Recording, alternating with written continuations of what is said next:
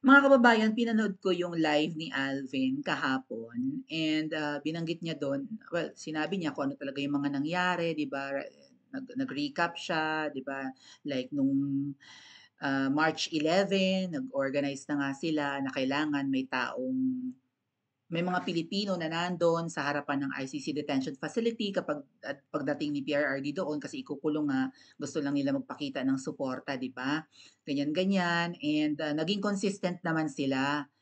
Kaya lang daw po marami na raw naninira sa kanya, na hindi raw siya totoong Duterte supporter. Advice ko lang sa'yo, Alvin, I have nothing against you naman, 'di ba? Pero 'wag mong i-exaggerate, 'wag mong i-OA yung pagiging Duterte supporter mo kasi parang nagmumukha ka ng fake din. May pa-syukran-syukran ka na rin, although lahat naman tayo may karapatan na mag-syukran-syukran. It's just an Arabic word, right, for thank you. Pero ano yan eh, parang identity ni VP Sara, huwag mo nang masyadong gamitin pa. Para nagiging kiss ass ka na eh. So, ang nangyari nga po mga kababayan, since nga sila yung mga nag-organize talaga ng event dyan sa ICC detention facility and now sa Duterte Park yata or Duterte Street, kasi bawal na nga doon dahil may barricade, eh, parang yung ibang kasamahan ay masyado namang tumaas ang ere and na-offend nga itong si Spokes Harry Roque at si Binibining Maharlika kasi ano malapit sa puso ni Spokes Harry Roque itong usapin ng kalayaan sa pamamahayag kasi yan nga yung pinaglalaban niya being a lawyer, 'di ba? Yung freedom of speech kasi ginagaranti nga yan ng Diyos ko nasa Bill of Rights yan mga kababayan. Article 3 ba yan ng Constitution? Nasa Bill of Rights yan. Karapatan natin yan. Isa sa mga karapatan natin, the right to everything, life, liberty, property, 'di ba? Kalayaan mo sa buhay, karapatan mo sa buhay, karapatan mong mabuhay, karapatan mong, 'di ba, maging malaya at magkaroon ng propiedad o ari-arian and all that. Plus that freedom of the speech, expression, freedom of the press, nandiyan 'yan sa konstitusyon, nasa saligang batas na actually bulok na, dapat ng paltan. Pero huwag sa panahon ni Ngiwi, delikado. Okay? Kasi dodoktorin nila yan in favor of him. Kaya wag na wag. So, si Spook Sari Roque, na-offend talaga nung biro mo pinatayan ng mic kasi na-experience na pala nila yan last March pa. Hindi lang ngayong birthday ni VP Sara nitong katapusan ng May. Biro mo, dati. Tapos parang may mga sinasabi pa si Alvin na, kami ang nandito araw-araw. Sila naman ay kung kailan lang maraming tao saka sumusulpot. If you're pertaining to Spokes Harry Roque Alvin, eh, hindi naman dapat siya araw-araw na lumabas like you and the other people there. Kasi nga, hindi naman ordinaryong tao yan, plus delikado pa, malay mo, sniper yan. Right? Or malay mo may mambugbog diyan para 'di ba matakot lumabas. Kasi ngayon nga lang lumabas si Spokes Harry Roque at tagal nagtago niya kung saan-saan na nagtago. And nung si PRRD ay binitbit sa dahig napilitang lumantad si Spokes. Doon natin siya unang-unang nakita na nasa public place, right? Tapos ngayon na nagsasalita, eh, I don't know if sabi ni Alvin nag-usap na raw sila at okay naman daw ang naging pag-uusap, pero kanina nag-vlog si Spoke Sari Roque, right? Kasi dalawa yan, si Alvin yata tsaka si Aldo, Alvin and Tourism, right, yung page. So, pakikinggan natin mamaya si Spokes mga kababayan and parang hindi okay, hindi gusto, kumbaga maano man lang bang may magpakumbaba. Alvin, dapat ano, kasi parang may nagsabi sa amin mga kababayan, may tinanong si Spokes at saka si Miss Marlica sa naging pag-uusap ni na Alvin na hindi daw yata hindi na ipaliwanag ni Alvin or hindi niya sinagot. Kaya hindi kumbinsido si Spokes Harry Roque at si Miss Marlica na si Alvin ay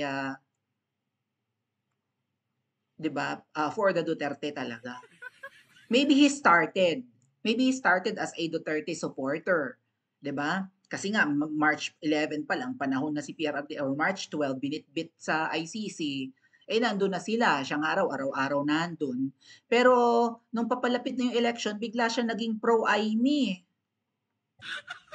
Naalala niyo well, na-check ko naman kasi nga kapag gusto ko ng update sa The Hague, pupunta ako sa mga pages katulad ni Alvin na yan, aside from dito sa YouTube. Tapos nakita ko, inendorso niya si Aimee, biglang ano nangyari? Bigla ka naging maka-Aimee nung malapit ng eleksyon, namantikaan ka ba?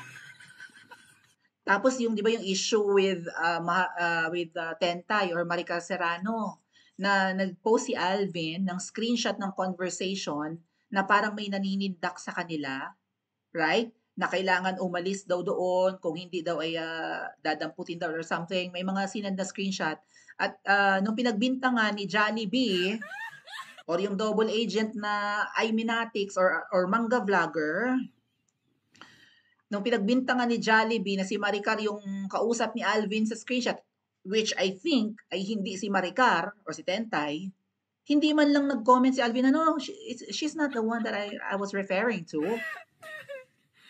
Alvin, pinagbibintangan na si Maricar at sa tingin naman namin hindi siya ang kausap mo doon, ibang tao. Grammar pa lang, hindi na yung grammar ni Maricar, matalino yung isang yun. Okay? Oh, not defending Maricar, pero 'di ba, makatatay digong din 'yan. And yun nga, naiyak na nga si Maricar bago umalis ng The Hague dahil nga diyan sa ano, sa pangako sa kanya ni Joey, ni Jowa Dibib na busog nga'y namimintog. Parang yung mga ensaymada vloggers na nung namantikaan ng nguso ay namimintog, biglang nagtabaan. "Hoy Jollibee, namimintog ba? Parating niyo pa?" Sagana ka yata, maton ang katawan natin ngayon, So maybe ang sabi nga sa amin mukhang nakausap na ng mga double agent itong si Alvin kaya biglang naging manga vlogger or naging makamangga if not manga vlogger, biglang naging maka-Aimee at kung todo endorso na rin kay Aimee. I don't know, siguro gullible, I don't know, matalino naman yang si Alvin, right? So I think although hindi pinangalanan ni Spokes Sariroque, si Alvin ang tinutukoy ni Spokes or sila Alvin and Aldo, no? Tandem yata yan kung ano man ang ganap nila. Pakinggan po muna natin si Spokes mga kababayan sa kanyang sasabihin about sa mga vloggers diyan sa ICC. Kasi naman, is one thing more bago natin pakinggan si Spokes ha. Alvin, anong masasabi mo doon sa ano? Ay, may comment yata siya doon. Di, yun nga raw. Di ba may nagbigay ng pera or nagbigay si Mangga ng pera pambili ng lechon. Anong sabi ni Miss Maharlika? Isunurin niyo ba ang sukli? Or ibinulsa niyo ang sukli? Hindi ikaw, Alvin. Siguro yung mga kasama mo sa nag-organize ng mga rally dyan or ng event dyan. Kasi gusto raw nila, every 3 weeks may event doon. Okay, sabi nga niya, well, nagmamalaki si Alvin na, kahit hindi naman ako mag-live dito araw-araw, mabubuhay naman ako or something, no? Hindi ko kailangan ito. Kaya for Tatay Digong nga raw, napunta daw siya doon araw-araw. Oh. So, ayun naman pala eh. Anyway, so pakinggan natin si Spokes Sariroque. Bago ito ulit. Ano ang comment mo, Alvin? I'm not attacking you, ha? Disclaimer. I'm asking questions. Ano ang comment mo dun sa video na may umimik at nung dumaan si Aimee ay nagsalita yung isang lalaki na, Senator Aimee, kami yung supporters ni Bongbong. Thank you. Na sa tingin ko, kaya nag-thank you kay Mangga, ay may binigay si Mangga. So ano ang trabaho ng mga makabongbong Marcos dyan sa ICC? Ano ang trabaho ng mga tao ni Bongbong dyan sa ICC? Ba't pinasalamatan nila si Mangga? So ibig sabihin, may binigay si Manggang pakimkim sa kanila bukod sa panglitsyon? Ang comment daw ni Alvin, mga kababayan, ay naku, peke yan. Ano yan, ipinatong lang yung boses. Really? Hindi ka mag-investigate? Meron ka kaagad na disclaimer na you are confident na yung video na yun ay tinamper, like nilagyan lang ng boses? Bakit pinapatay mo agad yung ano na yun? Yung issue na yun? Dapat ang unang pumasok mo, what? Wait, baka peke. Pero kung meron man, naku, mag-ingat tayo, may mga tao pala si Bongbong dito. Right? Ang imik daw ng Alvin, naku, peke yun. Ganun agad? Kala ko matalino ka. May conclusion ka kaagad na peke yun at pinatungan lang ng boses. Bakit? Kasamahan nyo ba yung mga tao ni Bongbong Marcos dyan? Bakit ganun ka mag-defend nung eskandalong yun? na meron palang tao sina Bongbong diyan nagpasalamat pa kay Mangga. Oh. Hindi kaya ikaw yun, yung nagsalita? I hope hindi I hope hindi video mo yun. I hope hindi yung may hawak ng phone doon sa video, yung nagbi-video, yung umimik na, Senator Amy, kami po yung tao ni Bongbong. Maraming salamat. So aware si Mangga na may mga tao ang kapatid niya o may mga galamay na naniniktik at nananabutahin ng mga pagtitipon ng tao dyan, pati yung pagsasalita ni na Spokes pinigilan. Hindi kayo magsasorry kay Spokes na pinatay niyo yung mic? Hindi kayo mag-apologize noon? Katakataka. Okay, let's listen to Spokes Harry Roque muna mga kababayan. Okay? Well, magkukomenta lang po ako dito sa isang vlogger na taga The Hague, no, na nagsabi na napakaliit na bagay naman yung mga nangyari. Well, ang nangyari po kasi talagang pinigil po kami ni Maharlika na magvangag-vangag. Hindi po namin pinangalanan kung sino yon. Pero nagsalita kami. Kasi nga ang mensahe namin, kami ni Maharlika parehong gusto nang ikulong ng Marcos Jr. administration dahil nga sa aming mga pananalita. Gusto nila kaming patahimikin. At ako naman, matagal na ako nagturo ng batas, matagal na akong nagsusulong ng karapatang pantao. Ako po, talaga sa mulat-mula at tignan niyo po ang aking track record. Pinanindigan ko po ang karapatan ng malayang pananalita. Iisa-isahin ko po. Yung isang kaso na pinakulong ni Speaker Nograles dahil dun sa kanyang burlesking incident, pinakulong dahil sa libel, dinala ko sa UN, nanalo kami at ang desisyon ng UN, labag sa kalayaan ng malayang pananalita ang criminal libel at dapat yan ay ma-repeal dahil yan ay salungat sa obligasyon ng Pilipinas na itaguyod ang karapatan ng malayang pananalita. Yung panahon na si GMA ay nagproklama ng State of National Emergency nagkaroon kami ng deklarasyon sa Korte Suprema, illegal yan dahil yung kanyang EO na nagsasabi na ang pulis ay tinatawagan para labanan ang mga akto ng terorismo, yan ay po pwedeng gamitin para supilin kasama na ang karapatan ng malayang pananalita at kasama na yung mapayapang pagtipon-tipon para ilabas ang galit nila sa gobyerno. Yung sandamukal na periodista na aking nadepensahan sa mga libel cases, nangunguna na dyan, si Nines Cacho Olivares na founder ng Tribune at dati sa Inquirer. Ang aking attorney's fees doon, Nines, ang attorney's fees mo, huwag kang titigil pumula sa mga taong gobyernong palpak. Yung founder po ng Malaya newspaper, kliyente ko rin po yan. Bagamat ang sinasabi niya, kada libel case, isang medalya sa mga mamamahayag, dinipensahan din po yan natin at hindi po yan na-convict. Nung panahon na si First Gentleman na Arroyo ay nagsampa ng sangkatutak na libel cases sa mga periodista, dinimanda po namin siya for abuse of right. May karapatan siya magdemanda pero inabuso. At sabi ng Korte Suprema, nanalo kami. Yan po daw ay sapat na cause of action para idemanda ang First Gentleman na hanggang ngayon po nakabinbin pa rin yung kasong yan. No? So, yung Maguindanao Massacre, yung pagpatay sa mga napakadaming mga mamamahayag, kaya naman po kami naglitis dyan na pro bono as private prosecutor kasi pagpatay sa mamamahayag ay the ultimate form of censorship. Yes. Ang sa akin lang, alam ko mga bata kayo, nais niyong sumikat. At in fact, aminado naman kayo, sumikat kayo dahil kay Tatay Digong at sa pagiging vloggers. Pero dapat maintindihan nyo kung gaano kaimportante itong malayang pananalita dahil vloggers kayo. Yes. Para sabihin yung napaka-petty, yung pagsusupil sa karapatan ng malayang pananalita, wala kayong karapatan mag-vlog. Kung kayo hindi nyo naiintindihan kung bakit importante na makapag-vlog ka. Kaya ka nakakapag-vlog dahil may teknolohiya na ikaw nagbibigay ng inputs sa merkado ng malayang idea. At sa pamamagitan lamang ng pagkakaroon ng malayang merkado ng idea, tayo makakahanap ng solusyon sa ating mga problema. Kaya nga, ang sabi ng Korte Suprema, gobyerno, kahit anong gawaing gobyerno, hindi lang sa pagsusupil, kung hindi mga bagay-bagay na makakatakot sa mga taong bayan na panindigan ang karapatan ng malayang pananalita ay ipinagbabawal ng saligang batas.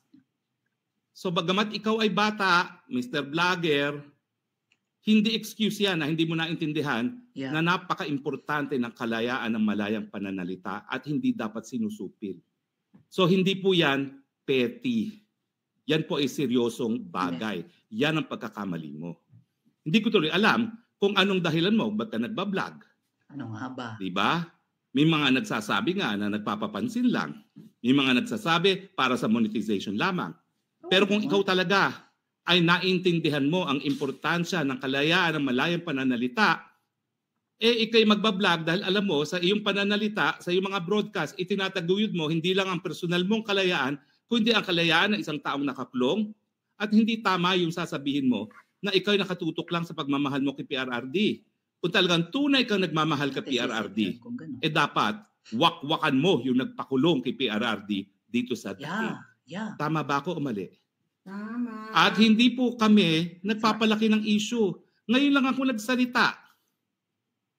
Pero sa akin, iniinsulto mo naman yung inalay ko ang buong buhay ko para itaguyod ang malayang pananalita para sabihin mong petty. There is nothing petty with suppression of freedom of expression. At kung hindi mo nare-realize yan, huwag ka na mag-vlog. Dahil yung vlogging mo, eventually, hahabulin ka. Dahil alam mo dito sa free marketplace of idea, hindi mo mapiplease ang lahat ha. Babanat-banatan ka nung iba na talagang salungat sa iyong paninindigan. Yes. Diyan papasok ang kalayaan. Kasi ang kalayaan, pinoprotektahan, hindi dahil ikay nagsasabi ng mga haleluya, kung hindi dahil ikaw ay nagsasabi ng mga ideyas na hindi popular. So sa akin, sinasagot kita not because I want na palakihin ang isyong ito, pero dahil importante sa akin ang malayang pananalita at sana maintindihan mo, kaya masakit yung nangyari sa akin. Dahil nga, si Marcos Sr. hindi nagtagumpay na patahimikin ako. Si Marcos Jr. hindi nagtagumpay, miski ako ngayon wanted in a non-bailable case. Sa tingin nyo, ikaw at iyong mga kaibigan na nagbibidabidahan, kaya akong supilin, kasama pa si Maharlika? Hindi. Patayin nyo na lang ako kaysa ako'y magpapasupil sa inyo. Seryoso ako, barilin nyo na lang ako. Hindi ako magpapasupil. Mas importante sa akin yung makapagsalita. Hindi ako magpapasupil kahit kailan. Mga kababayan, ano sa tingin yung dahilan? Ang palusot kasi nila was, may nagpapa-interview daw si VP Sara sa gilid. At rinig na rinig daw kasi yung pagsigaw-sigaw ni na Spokes Harry Roque at ni Miss Marlica ng mga bangag-bangag. So parang natatalo daw ng boses nila yung interview ni VP Sara sa gilid. Yung sayaw na yun na bangag-bangag mga kababayan, hindi naman yun 1 minuto. Diba? Bangag-bangag-bangag. Ngiwi, butod, yun lang yun. Pero bakit kinakat? Naghihinala kasi sina Spokes na baka inusap ang mga organizers at mga volunteers ni Mangga na okay birthday to ni VP Sara, sana walang mga against sa kapatid ko.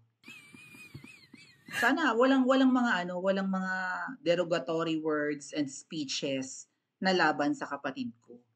Ay kaso mo nung tumungtong doon si Baste, tumungtong doon si Kong Marcoleta, batikos naman sila kay Bangag, kay Ngiwi. Dahil nga nandun sila sa dahig, dahil sa kagagawan ng Bangag administration. Hindi naman daw pinigil. Pero nung si Spokes na at saka si Miss Marlica, ang nagsasalita doon, pinatayo ng mic. Hindi inakyat para kalabitin, kaya masama ang loob ni na Spokes Harry Roque. Ano sa tingin niyo mga kababayan? Meron kayang namantikaan ang mga nguso sa mga volunteers dyan sa dahig? Pa-comment po sa comment section at mag-like and subscribe din po kayo.